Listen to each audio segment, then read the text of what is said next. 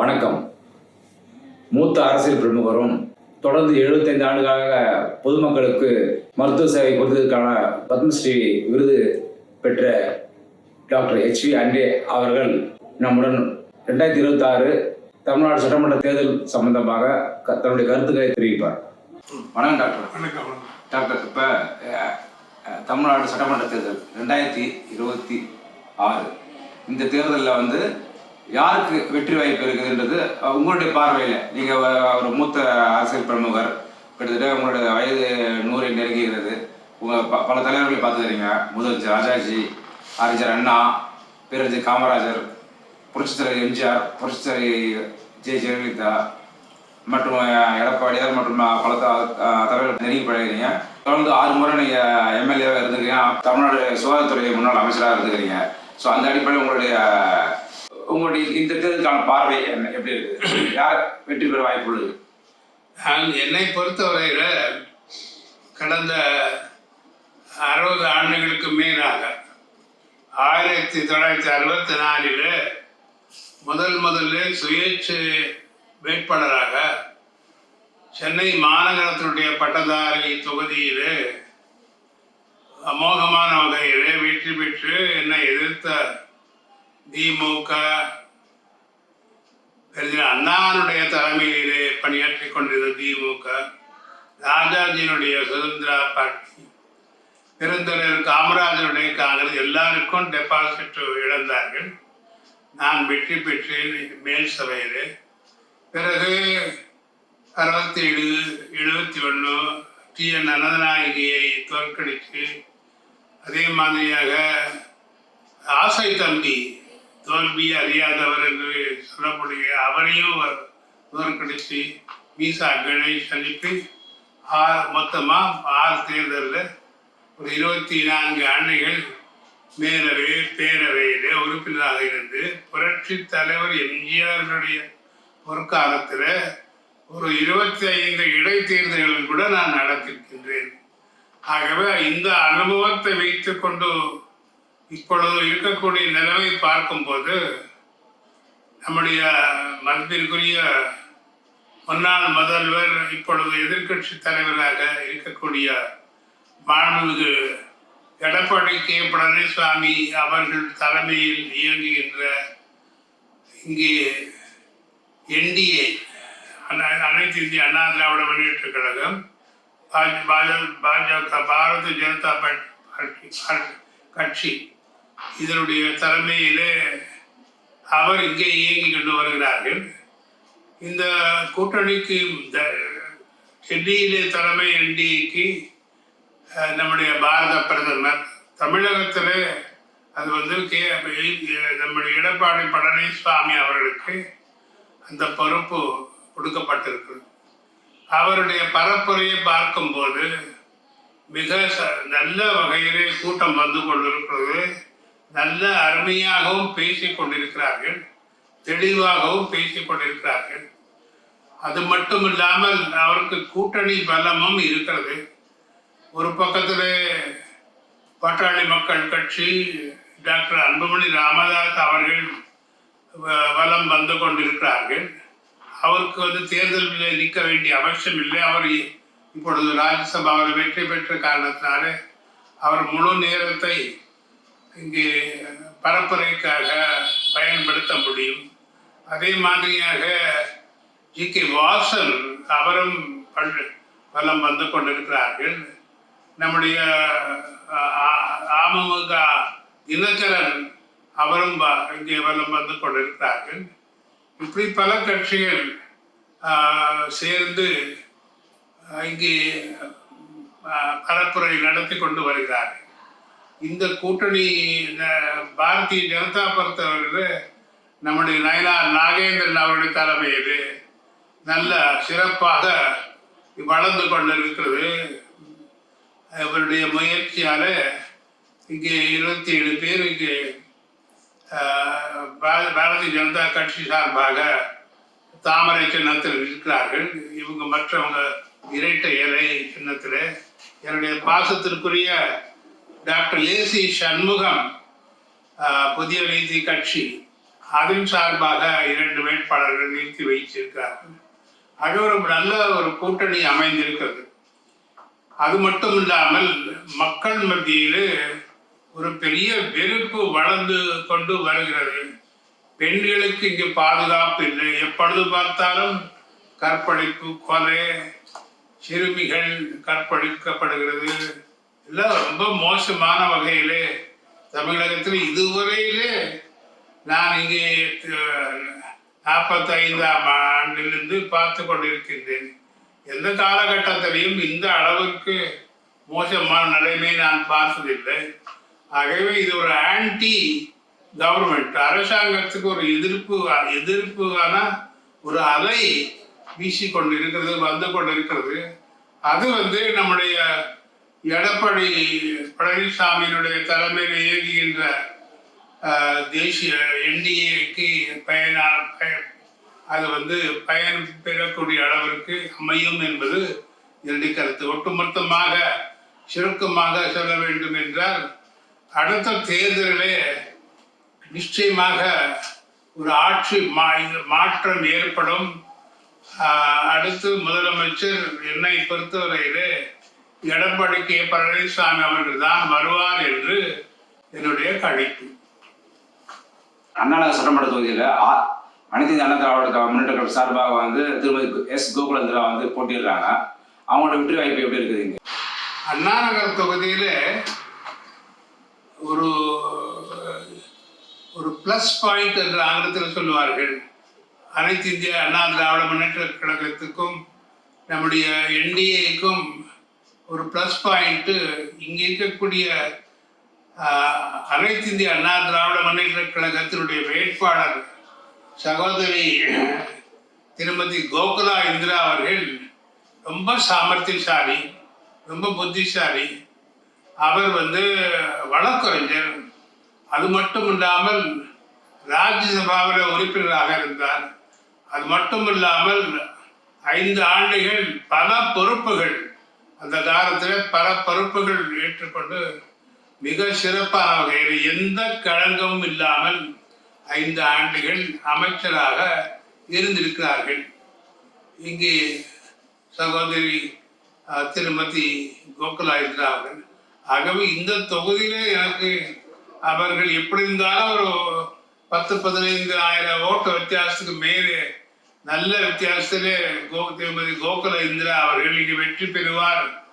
என்ன திராவிட முன்னேற்ற கழகத்தின் சார்பாக என்ன செய்தாலும் கூட இதில் வெற்றி பெறுவது உறுதியாக சகோதரி மதிப்பிற்குரிய திருமதி கோகுல இந்திரா அவர்கள் என்பது என்னுடைய கணிப்பு. ஐயா, அதே மாதிரி டீனர் தொகுதியில பி. சத்யா என்கின்ற சத்யநாராயணன் இருக்காரு. அங்க திமுக சார்பா பார்த்தீங்கன்னா முன்னாள் MLA G. அன்பனோட மகன் ராஜா. டி நகர் தொகுதியிலே ஒரு பிரச்சனை திராவிட முன்னேற்ற கழகத்திற்கு ஏற்பட்டிருக்கு. அங்கே சென்ற தடவை வெற்றி பெற்ற அவர் பேர் திரு கருணாநிதி MLA. அவர் ரொம்ப சொல்ப ஓட்டுல, குறைவான ஓட்டுல தான் வெற்றி பெற்றார் என்று அவர் மீது ஒரு களங்கம் ஏற்பட்டது இருக்குது. அவரால் நிறைய ஓட்டு வித்தியாசத்தில் சத்யநாராயணன் அவர்களை அனைத்து இந்திய அண்ணா திராவிட முன்னேற்ற கழக வேட்பாளரை தோற்கடிக்க முடியல என்கிற ஒரு களங்கம் கற்பிக்கப்பட்டு இந்த முறை அவருக்கு சீட்டு கொடுக்கல. அவர் வருத்தப்பட்டு கட்சியிலிருந்தே ராஜினாமா பண்ண மாதிரியாக பேப்பர் எல்லாம் நான் படித்தேன். அங்கே இவர் நம்ம டி நகர் சத்யநாராயணன் பொறுத்தவரையில் என்ன விஷயம் என்றால், அவர் 5 ஆண்டுகள் MLA-வாக இல்லாமல் இருந்தாலும் கூட தொடர்ந்து தொகுதி பல பகுதிகளுக்கு சென்று அங்கு என்ன சேவை செய்ய வேண்டும் என்று ஒரு MLA ஆக இருந்தால் எப்படி பொறுப்புடன் செயலாற்றிருக்கிறார்களோ அந்த மாதிரியாக நான் MLA இல்லை என்று நினைக்காமல் அந்த தொடர்ந்து பணியாற்றிருக்கிறார்கள். ஆகவே என்னுடைய கணிப்பு அங்கே சத்யா அவர்கள் ஒரு 10-15 வாக்குகள் வித்தியாசத்தில் வெற்றி பெறுவது உறுதி என்பது, அவர் வெற்றி பெற்றது உறுதி என்பதுதான் என்னுடைய கணக்கு. நிச்சயமாக மீண்டும் அந்த தொகுதிக்கு அவர் எம்எல்ஏ வந்து சேவை செய்வார் என்று நான் நினைக்கின்றேன். ஐயா, இப்போ அதே மாதிரி ஆர்பர் தொகுதி இல்லையா, ஆர்பர் துறைமுக தொகுதி, அங்கே வந்து இப்போதைய அமைச்சர் பி.கே. சேகர்பாபு நிற்கிற திமுக சார்பு நிற்கிறாரு. அதிமுக சார்பாக பார்த்தீங்கன்னா ராயபுரம் மனோ என்கின்ற மனோகரன் அவர் நிற்கிறாரு. அந்த இடத்துல நீங்கள் அந்த தொகுதியை பொறுத்த வரைக்கும் நீங்கள் ஏற்கனவே வந்து 2-3 முறை நீங்கள் எம்எல்ஏவாக இருந்துக்கிறீங்க. ஸோ குறிப்பாக பூங்காநகர் தொகுதி இருக்கும்போது இருந்துக்கிறீங்க.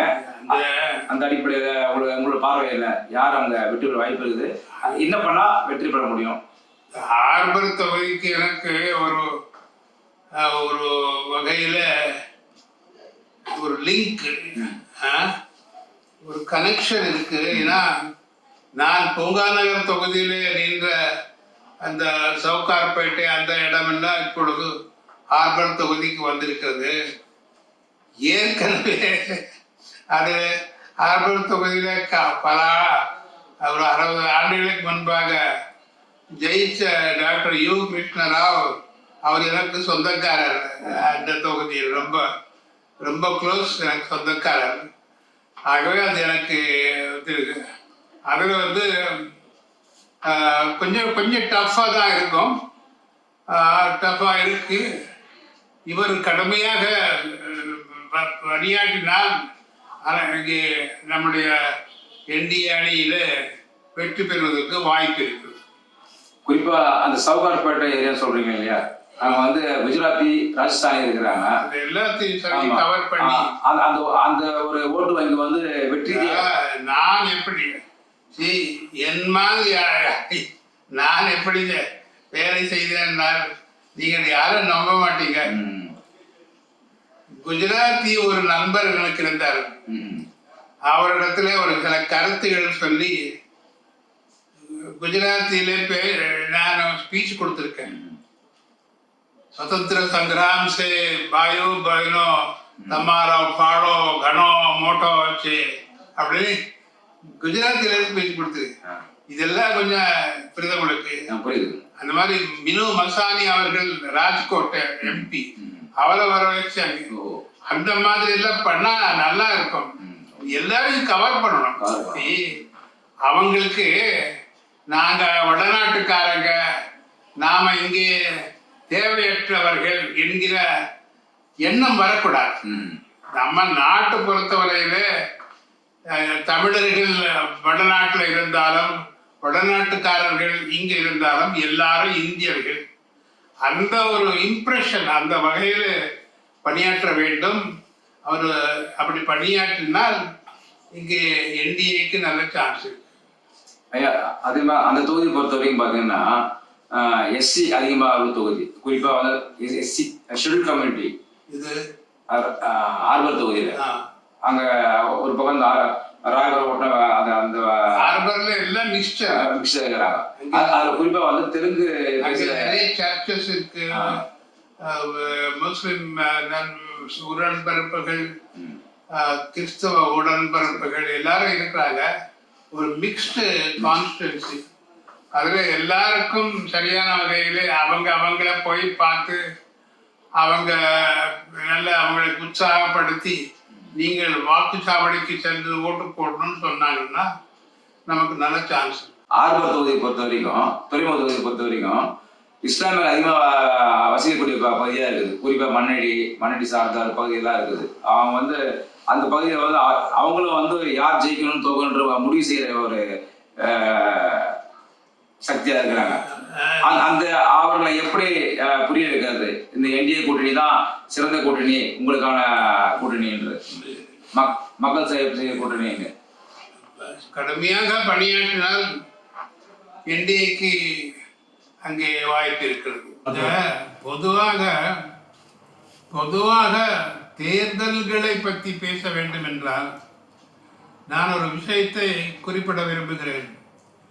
என்னை பொறுத்தவரையிலே நான் பிறந்த நேரத்தில் வெள்ளைக்காரருடைய ஆட்சியிலே தான் நான் பிறந்தேன். நான் பிறந்தது 1927. அப்பொழுது இங்கே இந்தியாவில் நம்முடைய ஆட்சி கிடையாது, வெள்ளக்காரனுடைய ஆதிக்கம்தான் இருந்தது. அதற்கு பிறகு 2வது உலகப் போருக்கு பிறகு அங்கே ஒரு நல்ல மனிதன் அங்கே லேபர் பார்ட்டி பிரைம் மினிஸ்டராக இங்கிலாண்டில் வந்தார். அவர் பேர் கிளெமெண்ட் அட்லி. அவர் வந்தவுடனே நமக்கு சுதந்திரம் 47 கிடைத்தது. ஆனால் நமக்கு சுதந்திரம் கிடைப்பதற்கு முன்பாகவே 45 இறுதியில் 46 ஜனவரியில் இங்கே எல்லா 11 மாகாணத்துக்கும் தேர்தல் அறிவித்தார். அப்பொழுது நான் கீழ்ப்பாக்க மருத்துவமனையிலே கல்லூரியிலே மாணவனாக இருந்தேன். அப்போ நாங்கள் எல்லாரும் ஓடினோம். நமக்கு ஃபஸ்ட் டைம் இந்த மாதிரி வாக்கு போடுறதுக்கு சான்ஸ் கிடச்சிருக்குது. அப்போ அந்த பொட்டிகள் மஞ்சள் சிகப்பு எல்லாம் இருந்தது. எதுக்கு சொல்கிறேன்னா, நமக்கு வாக்கு போட சான்ஸ் கிடைச்சதுன்னு சொன்ன உடனே யாருடைய ஒரு கட்டுரை கூட நான் இதை சொன்னதை பற்றி மக்கள் குரலில் வந்திருக்கு. இப்போ அண்மையில் ஒரு 4-5 நாளுக்கு முன்ன அப்பொழுது நமக்கு வாக்கு போடுறதுக்கு ஒரு வாய்ப்பு கிடைச்சிதே அப்படின்னு சந்தோஷமாக அப்போ போட்டோம். நமக்கு அப்போ சுதந்திரம் வரல. எதுக்கு சொல்கிறேன்னா, அதுக்கப்புறம் 52 தான் வாக்கு. நமக்கு வாக்கு போடுகின்ற ஒரு வாய்ப்பு என்பது ஒரு ஒரு முக்கியமான ஒரு நமக்கு கிடைச்ச வாய்ப்பு. நமக்கு சுதந்திரம் கிடைச்ச மாதிரி வாக்கு வச்சு போடுவது. ஆகவே இந்த கட்சி என்பது முக்கியமல்ல, ஒவ்வொரு குடிமகனும் யாருடைய வற்புறுத்தல் இல்லாமல் தன்னந்தனியாக போய் வாக்குச்சாவடிக்கு சென்று ஓட்டு போடுவது அவருடைய கடமை. அது நம்ம நாட்டுக்கு செய்ய வேண்டிய முக்கியமான கடமை. நாட்டுப்பற்றுடைய எல்லாரும் இது நான் இந்த கட்சின்னு கூட சொல்லலை, போய் வாக்கு போட வேண்டியது அவசியம். ஆகவே இந்த உணர்வு நாம் மக்கள் மத்தியில் தட்டி எழுப்பி ஒவ்வொருவரும் ஒரு 95% மேலே வாக்குகள் பதிவாயிருக்கின்றன என்று வந்தால்தான் உண்மையான ஜனநாயகம் வரும். இல்லைன்னா மைனாரிட்டி ஜனநாயகமாக மாறிவிடும். வருகின்ற ஏப்ரல் 14ஆம் தேதி டாக்டர் அம்பேத்கர் இந்திய அரசியலமைப்பு சட்டத்தை உருவாக்கிய நாயகன், இந்திய ஜனநாயகத்தின் தந்தை, அவருடைய பிறந்தநாள் வருது. இந்த காலகட்டத்தில் நீங்கள் வாழ்ந்துக்கிறீங்க. அவர் சம்மந்தமாக, பிறந்தநாள் சம்மந்தமாக கருத்து சொல்லுங்கள். நான் நிறைய டாக்டர் அம்பேத்கர் பொறுத்தவரையில் என்னை அப்போ மாணவ பருவத்திலேயே சொல்லுவார்கள், டாக்டர் அம்பேத்கர் பித்தன் அண்டேன்னு சொல்லி. எனக்கு I was great hero worshipper of doctor Ambedkar மாணவன் காலத்தில். ஏன்னா 46 சுதந்திரம் வருவதற்கு முன்பு 46 டிசம்பர் 9ஆம் தேதி நம்முடைய சாசன சபை கான்ஸ்டியூண்ட் அசம்பிளி உருவாக்கப்பட்டது. அது எப்படி உருவாக்கப்பட்டது என்றால், நான் ஏற்கனவே சொன்ன பாருங்க, சுதந்திரம் வருவதற்கு முன்பாகவே எல்லா 11 மாகாணத்திலையும் தேர்தல் வைத்தார்கள். அப்போ 11 மாகாணத்திலையும் எம்எல்ஏகள் இருந்தார்கள், முதலமைச்சர்கள் இருந்தார்கள், சுதந்திரமாக பணியாற்றுவதற்கு வாய்ப்பு கொடுக்கப்பட்டிருந்தது. ஆகவே கான்ஸ்டியூண்ட் அசம்பிளி சாசன சபை எப்படி உருவாக்கப்பட்டது என்றால், ஒவ்வொரு மாகாணத்திலிருந்து இத்தனை பேர் நம்ம அனுப்புறதுக்கு வாய்ப்பு. இப்போ தமிழ்நாடு சட்டமன்றம் கிடையாது, மெட்ராஸ் அதில் ஆந்திரா 12 மாவட்டம், தமிழ் 12 மாவட்டம், மலபார், தட்சிண கன்னடம் 26 ஜில்லாக்கள் கொண்ட மெட்ராஸ் பிரசிடென்சி.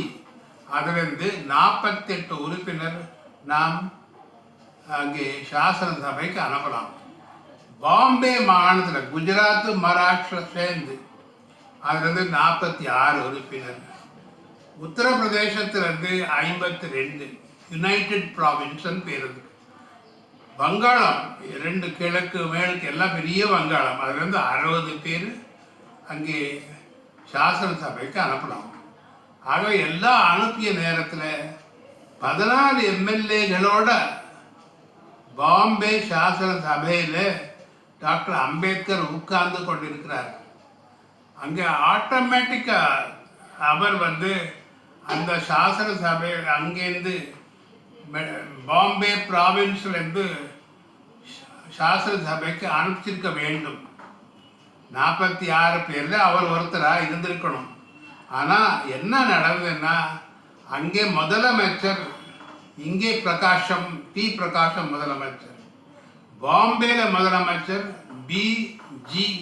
பாலகங்காதர் கே. அவருக்கு பண்டித நேரு ஃபோன் போட்டு, is a trouble maker Ambedkar, you better not send him, அவரை அனுப்பாமல் இருந்தால் பெட்டர் அப்படின்னு சொல்லி ஃபோன் பண்ணி அம்பேத்கரை சாசன சபைக்குள்ளேயே அனுப்பலை. நாங்கள் எல்லோரும் ஷாக்குடு, நாங்கள் ஸ்டூடெண்ட்ஸ் எல்லாம் we were surprised, என்ன அம்பேத்கர் அனுப்பலைன்னு சொல்லி. கடைசியில் ஒரு 2 நாளுக்கு முன்பு அங்கே டாக்காவில் all India schedule caste federation சார்பாக ஒரு சீட், அது அந்த பிரசிடென்ட் யோகேந்திரநாத் மண்டல், அவர் சாசன சபைக்கு இந்த சட்டமன்ற மூலமாக through all India schedule caste federation அவர் உள்ள நுழைய இருந்தார். அவர் அம்பேத்கர் தேர்ந்தெடுக்கப்படவில்லைன்னு அவர் ஷாக் ஆகிட்டு மனம் வருந்தி தான் போக வேண்டியதை வாபஸ் வாங்கி தன்னுடைய இடத்தில் டாக்டர் அம்பேத்கரை நீக்க வச்சார். பாவம். அப்படிதான் டாக்டர் அம்பேத்கர் காங்கிரஸினுடைய சூழ்ச்சியை முறியடித்து டாக்கா மூலமாக யோகேந்திரநாத் மண்டல் மூலமாக மெம்பராக வந்தார். இந்த 296 மெம்பரில் அவர் ஒரு மெம்பராக வந்தார். இது நடந்தது டிசம்பர் 9, 46 முடிஞ்சது. அங்கே மெம்பர் ஆகிட்டார். இதற்கு பிறகு நிறைய ஆர்டிகிள்ஸ், ஷரத்துகள் கொண்டு வரணும், அதை டிராஃப்ட் பண்ணணும். டிராஃப்டிங்கு ஒரு கமிட்டி வேணும். அதுக்கு ஒரு சின்ன கமிட்டியில் 8 பேர் தான், 7 பேர். அந்த டிராஃப்டிங் கமிட்டி தயார் பண்ணுறதுக்கு இப்போ 46 முடிஞ்சது. நான் 47க்கு வருகிறேன். 47 ஜூன் மாதம் 8ஆம் தேதி பண்டித நேரு இங்கே சரோஜினி நாயுடு அம்மையார் 2 பேரும் போய் மகாத்மா காந்தியை பார்க்குறாரு. மகாத்மா காந்தி கேட்குறாரு, எப்படி நடந்துருக்கு, அதுதான் நாங்கள் வந்திருக்கோம். இந்த வரைவு குழுவுக்கு வெள்ளைக்காரன் தான் யார், அவன் ஒரு பெரிய வெள்ளைக்காரனாக இருக்கக்கூடியவன் அவரை அவன் பேர் சர் ஐவர், IBOR ஜென்னிங்ஸ். அவர் இலங்கை கூட எழுதியிருக்காரு.